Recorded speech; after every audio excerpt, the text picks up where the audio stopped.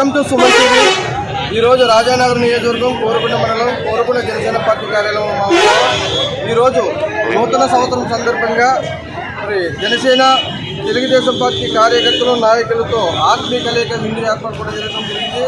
ఇక్కడ మరి జన సైనికులు కూడా చాలా రోజు 2024 సంవత్సరంలో సుమన్ టీవీ వారికి నూతన సంవత్సర శుభాకాంక్షలు భక్తులు బలరామకృష్ణ గారు దంపతులకి, అలాగే మా జన సైనికుల తరఫు నుంచి కూడా ఇవాళ రాజానగరం నియోజకవర్గం కోరుకొండ మండలంలో పార్టీ ఆఫీసులో ఇవాళ జనసేన అలాగే తెలుగుదేశం మిత్రపక్షంగా కూడా సుమారుగా ఈ పార్టీ ఆఫీస్కి సుమారుగా ఒక 60,000 నుంచి 70,000 మంది హాజరవడం జరిగింది.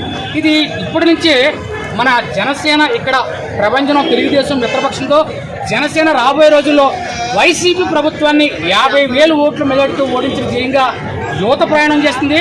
అలాగే రైతులు కావచ్చు, ఉద్యోగస్తులు కావచ్చు, అంగన్వాడీ టీచర్లు కావచ్చు, వ్యవస్థలన్నీ కూడా ఇలా ప్రభుత్వ వ్యవస్థలన్నీ కూడా ఈ అధికార పార్టీ ఈ దానికి పూర్తిగా వినగా వచ్చి దీన్ని ఎట్టి బస్సులో కూడా ఈ అధికార పార్టీని ఇక్కడ నుంచి ఖచ్చితంగా ఓడించాలని ధ్యేయంగా కూడా ఇవాళ తొండలుగా అభిమానులు ఒక 70,000 నుంచి 80,000 మంది దగ్గర హాజరవడం జరిగింది.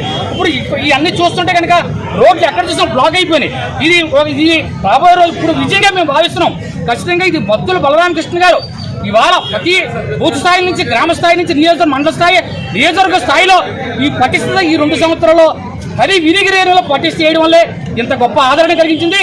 ఖచ్చితంగా రేపొద్దున్న రాబోయే రోజుల్లో భక్తులు బలరామకృష్ణ గారి ఫ్యామిలీ విజయం 50,000కి తగ్గకుండా కూడా ఇక్కడ నగ్గుతుంది.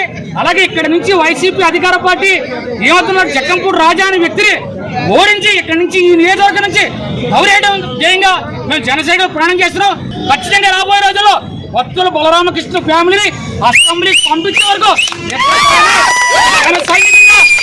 శ్రీనివాస్ గా నేను జై జనసేన, జై భక్తుల, జై పవన్ కళ్యాణ్.